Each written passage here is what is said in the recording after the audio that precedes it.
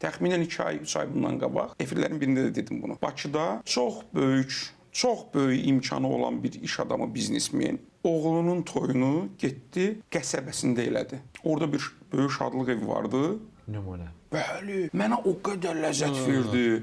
Bakıdan bir 200-250 nəfər adam getmişdi ora. Çünki adamın bütün o əlaqələri Bakıdadır. O qədər gözəl toy keçdi. Milli musiqilər, oranın öz yeməkləri, həmin bölgənin yeməkləri, hüzur, rahatlıq, gözəllik. Bu adam bir nümunə qoydu ki, əzizim, mən öz yolumu gedirəm, öz həyatımı yaşayıram.